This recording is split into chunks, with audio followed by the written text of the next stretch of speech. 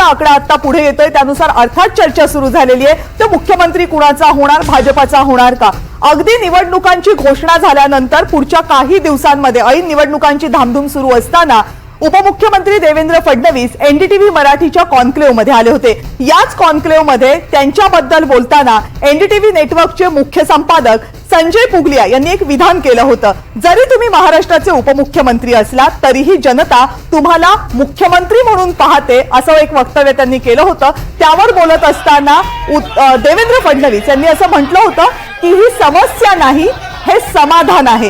देवेंद्र फडणवीस यांचं ते विधान निवडणुकीच्या फक्त काही दिवस अगोदर केलेलं बरंच काही सूचित करणारं होतं आणि आजची आकडेवारी त्याला पुष्टी देणारी आहे.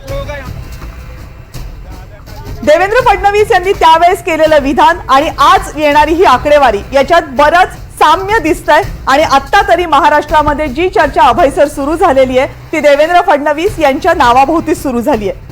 निश्चितपणे म्हणजे चर्चेत येणार, कारण 100 क्रॉस केलं की त्यांचं नाव येणार चर्चेत, हे गृहीतच धरलं होतं. फक्त आता भाजपाचीच भूमिका, आता बाकी कोण नाही ठरवणार या संदर्भात. भाजपाच निर्णय घेणार आहे की आपला चेहरा सरकारचा कुठला ठेवायचा. तो आत्ताच आपल्याकडे ठेवायचा घ्यायचा चेहरा की सुरुवातीची 2 वर्ष जो महाराष्ट्रातला सामाजिक जे वातावरण आहे ते बदलेपर्यंत आपण थांबायचं आणि पुढची 3 वर्ष 4 वर्ष जी काय असतील ती आपण घ्यायची, याचा निर्णय भाजपाचा आता हायकमांड करेल आणि त्यावर या सगळ्या गोष्टी ठरतील. पण एक निश्चित आहे की या सरकारची पूर्ण सूत्र आता भाजपाकडे असणार आहे. त्यात एक अभयसर बघितलं तर साधारणपणे देवेंद्र फडणवीस यांच्याबद्दल मराठा समाजामध्ये खूप मोठ्या प्रमाणात नाराजी हे परसेप्शन होतं. त्या पद्धतीचे वायुस्वन येत होते, तशाच प्रतिक्रिया असायच्या. आता माय ॲक्सिसने जो काही जातनिहाय या इलेक्शनच्या आधीचा जो त्यांचा प्रिपोल एक्झिट पोल दाखवला त्याच्यामध्ये असं दिसलं की मराठा समाज सुद्धा भारतीय जनता पार्टीकडे खूप मोठ्या प्रमाणात गेलाय. ज्या ज्या गोष्टी मुख्यमंत्री पद मिळवण्याच्या दृष्टीनं नकारात्मक होत्या देवेंद्र फडणवीस यांच्यासाठी, तो मुद्दाच आता इथे गैरलागू ठरताना दिसतोय. आणि ते सतत असं म्हणत होते की मराठा समाजासाठी आरक्षण देण्याची भूमिका ही मी घेतली, ती सर्वोच्च न्यायालयापर्यंत तो निवडा गेला, नंतरचा सगळा इथं. जर एवढ्या सगळ्या गोष्टी भाजप आणि देवेंद्र फडणवीस यांना अनुकूल घडत असतील तर मग भाजपचा मुख्यमंत्री होणार असेल तर पहिला पर्याय देवेंद्र फडणवीसच असतील. एक गोष्ट तुम्ही कायम लक्षात ठेवा की आता मराठा आरक्षणाच्या संदर्भातला न्यायालयाचा निर्णय येणार आहे काही दिवसांनी. म्हणजे या सगळ्या गोष्टी ज्या आहेत त्या गोष्टी विचारात करून घेऊन मला वाटतं की भाजपा निर्णय घेईल. जोपर्यंत हा विषय पूर्णतः मार्गी लागणार नाही तोपर्यंत कदाचित भाजपा स्वतःचा चेहरा या सरकारला देणार की नाही हा एक त्याच्यामधला थॉट असू शकतो. फक्त भाजपाचं नेतृत्व आता हे सरकारची आता एवढी मेजॉरिटी दिली असेल आणि एक आहे की देवेंद्र फडणवीस यांना सिद्ध करण्याची संधी आलेली आहे की माझ्यामुळे सरकार गेलं असं माझ्यावर ठपका होता, ते सरकार मी आणलं आणि ते 2 पक्ष फोडून आलेलो नाहीये तर लोकांमधून निवडून आणलेलं सरकार आहे हे सांगायची संधी त्यांना मिळाली आता मिळणार आहे. मिलिंद बल्लाळ सर, जेव्हा आपण पत्रकारांचे पोल घेतले होते त्यावेळेस तुमचा कल हा महाविकास आघाडीच्या बाजूने होता. त्यावेळेस हे दिसत होतं की काटेकी टक्कर असणार आहे, त्यामुळे काही जणांचं मत होतं की कदाचित महाविकास आघाडीला सत्ता मिळू शकेल. पण आता जे आकडे दिसत आहेत ही लँडस्लाइड विक्ट्री दिसतेय, याची कल्पना कुणीच केली नव्हती.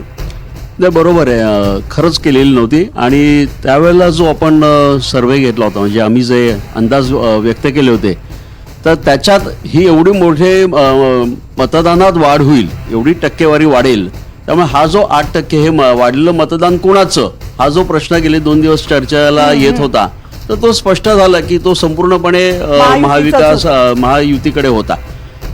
मला सर्वात एक महत्त्वाचं एक फरक असा दिसतोय की लोकसभेच्या निवडणुकीनंतर जी मतदारांची मानसिकता बदलण्याची गरज होती ती युतीने बदलण्यात यश मिळवलं, नंबर 1. आणि महाविकास आघाडीने नेमकी तीच चूक केली जी भारतीय जनता पक्षाला ओव्हर कॉन्फिडन्स आला होता आणि लोकसभा त्यांच्या हातातनं गेली. तर मला असं वाटतं की हा जो फरक आहे, हा परसेप्शनचा जो भाग होता हा बऱ्यापैकी महायुतीने करेक्टिव्ह स्टेप्स घेऊन दूर केलेला आहे. आणि मगाशी निलमताई म्हणाल्या तेच मला पुन्हा म्हणायचं की एक चेहरा जरी आपण दिलेला नसला मुख्यमंत्री पदाचा, परंतु एकनाथ शिंदे यांनी ज्या पद्धतीने एक पॅन महाराष्ट्र चित्र निर्माण केलं, स्वतःचं इमेज निर्माण केलं, तर मला असं वाटतं त्या इमेजमध्ये ते सतत बोलायचे की मी सीएम म्हणजे चीफ मिनिस्टर नाही, मी कॉमन मॅन आहे. मला असं वाटतं ह्या छोट्या छोट्या गोष्टी ज्या असतात या कुठेतरी अपील होत होत्या आणि त्याचा एखाद वेळेला या ओपिनियन पोल्स मध्ये किंवा सर्व्हेज मध्ये झाला नसेल विचार. राहुलच्या मुद्द्याला आणखी एक गोष्ट लक्षात घेतली पाहिजे की पुढचं वर्ष हे निवडणुकांचं आहे. म्हणजे या 27-28 महापालिका जिल्हा परिषदा तेवढ्याच या वर्षभरात निवडणुकीला त्या सामोरं जायचंय. त्या निवडणुकांचाही पुढच्या दृष्टीने सरकार बनवताना विचार करावा लागणार आहे. कारण पहिलं आव्हान असणार ते मुंबईचं.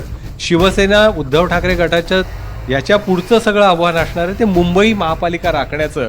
तर म्हणजे या परिस्थितीमध्ये मुंबई महापालिका राखणं. मला वाटतं की ह्या बऱ्याच गोष्टी कॉम्प्लेक्स असा हा इश्यू हा सगळा इश्यू आहे. सचिन सावंतजी, मगापासून आकड्यांकडे मला कल्पना आहे तुम्ही एनडीटीव्हीच्या स्क्रीन व्यतिरिक्त आणखीनही आकडे बरेच टॅली करत असाल, इलेक्शन कमिशनचे करताय, पण आकडे फार बदलताना दिसत नाहीये. रादर ते महाविकास आघाडीसाठी कमी होताना दिसत आहेत.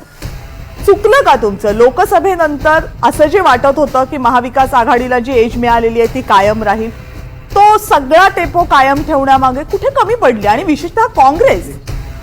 नाही, मला म्हणजे खरं म्हणजे हा जो आहे तर हे जे आकडे दिसत आहेत ते धक्कादायक आहेत. म्हणजे ज्या पद्धतीनं मी कालही मला असं वाटतं की अनेक माध्यमांची चर्चा करत होतो त्यावेळेला मी सांगितलं होतं की हे निकाल शेवटच्या क्षणापर्यंत जातील अशा पद्धतीचे असतील. कारण आम्हाला फीडबॅकही त्या पद्धतीचा मिळतो. आता तुम्ही जर म्हणालात की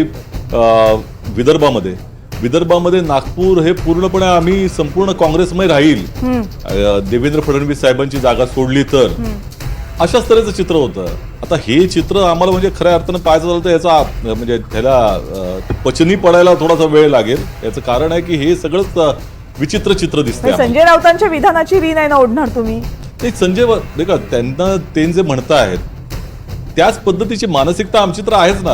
आम्हाला पचायला म्हणजे ही काही, तुम्हालाही मी स्वतः वाटतं की फिरलोय, लक्षात घ्या, मी स्वतः नॅचरल नाहीये तसं वाटतं. नाही, नॅचरलचं मी अशासाठी म्हणणार नाही. प्रश्न असा आहे की हे पचायला कठीण आहे. याचं कारण असं की मी स्वतः फिरलेलो आहे, विदर्भामध्ये गेलो, पश्चिम महाराष्ट्रामध्ये गेलेलो आहे, मुंबईमध्ये फिरत होतो.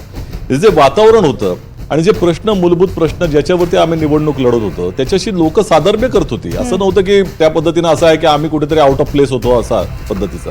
म्हणजे जर महागाईचा विषय आणि विदर्भामधला हा जो सगळ्यात मोठा सोयाबीन आणि कापसाच्या भावाचा विषय हा इतका मोठा होता, गंभीर होता, त्याचं रिफ्लेक्शन का दिसत नाही? जर ते दिसणार नसेल तर ही चिंतेची बाब आहे लोकशाहीच्या करता, अशा पद्धतीचं आमचं मत आहे. कारण मग आपण जर तुम्ही त्या रॅशनली जर विचार केलात की बाबा नाही ठीक आहे हे निकाल असेल दिसत आहेत, तर मग तुम्ही धर्माच्या बाबतीचा जो प्रचार झाला, जो भारतीय जनता पक्षाकडनं केला गेला, किंवा काही या तर लाडकी बहीण योजनेचा विषय जर असा तुमच्या त्या पद्धतीनं विचार करून जर हे जे महत्वाचे प्रश्न आहेत ते जर विसरले जात असतील तर मला ते थोडंसं पचनी पडायला नाही. त्याला प्रतिवाद आहे. जेव्हा लोकसभेच्या निवडणुका झाल्या आणि कांद्याचा प्रश्न होता तेव्हा खूप मोठी आंदोलनं झाली.